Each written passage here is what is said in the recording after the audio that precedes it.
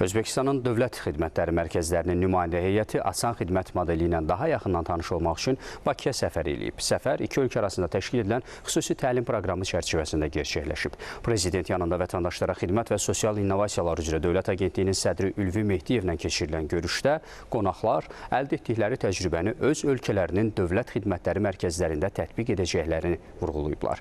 Sonda iştirakçılara sertifikatlar təqdim olunub.